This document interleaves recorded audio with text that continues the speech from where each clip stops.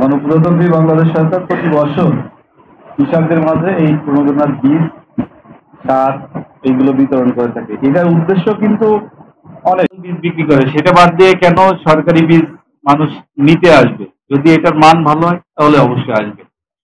তো এটা নিয়ে আমরা প্রতি বছর চ্যালেঞ্জে পড়ি, সেটা হলো উপযুক্ত বা প্রকৃত কৃষক পাচ্ছে কিনা।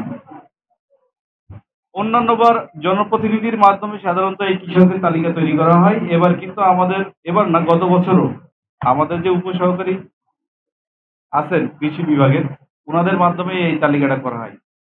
তো আপনাদের কাছে একটি বিনীত অনুরোধ থাকবে, আমি গতবারও বলেছিলাম যে এই বীজ সরকার যে উদ্দেশ্যে দিচ্ছে সেটা যেন অর্জন হয়। এই বীজ নিয়ে আপনারা দয়া করে দোকানে বিক্রি করে রেখে যাবেন না, বা অন্য কাউকে দিয়ে দিবেন না, অপচয় করবেন না। কারণ অনেকে কিন্তু চেয়েও পাচ্ছে না। সেক্ষেত্রে আপনারা অবশ্যই ভাগ্যবান, কারণ সরকার আপনাদেরকে পছন্দ করেছে। আমি পেরলি ইউনিয়নেতে এই কৃষি অফিসেতে 2 কেজি ধান পাইছি। আমি তাতে খুশি।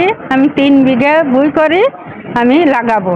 আমি আমি এই যে প্রথমবার ধানের বীজ পেয়েছি, আমি অনেক খুশি। আমার বাড়ি পহরডাঙ্গা ইউনিয়ন কৈতলাঙ্গা গ্রাম।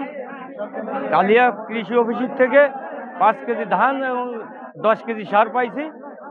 এই সিজনে বীজ ফেলানির জন্যই, ধান রোয়ার জন্যই যা মানুষ আমরা সব উপকৃত হয়েছি। জেলার কালিয়া উপজেলার 2025-26 অর্থ বছরে চলতি বড় মৌসুমে আমরা 2300 জন কৃষককে 2 কেজি করে হাইব্রিড ধান বীজ এবং 700 জন কৃষককে 5 কেজি উচ্চ ফলনশীল ধানের বিভিন্ন জাতের উচ্চ ফলনশীল ধানের বীজ এবং 20 কেজি সার, 10 কেজি ডিএপি সার আর 10 কেজি এমওপি সার বিতরণ কার্যক্রম আজকে আমরা শুরু করছি। তো আমরা এই ইউনিয়ন ভিত্তিক এবং উপজেলা যে আমাদের কৃষি পুনর্বাসন বাস্তবায়ন কমিটি আছে, তার মাধ্যমে আমরা তালিকা ইউনিয়ন এবং পৌরসভাতে ভাগ করে তালিকাগুলো আমাদের উপসহকারী কৃষি অফিসাররা অত্যন্ত দক্ষতার সহিত তালিকাগুলো প্রস্তুত করছে এবং আমরা এই তালিকাগুলো আবার যাচাই বাছাই করে সেগুলো অনুমোদন করে আমরা কৃষকদের মাঝে বিতরণ করছি, যাতে করে কৃষকদের উৎপাদন বৃদ্ধি পায় এবং তাদের এই উৎপাদন বৃদ্ধির ফলে যাতে আমাদের এই দেশের খাদ্য ঘাটতি এবং অর্থনৈতিক সমৃদ্ধি হয়।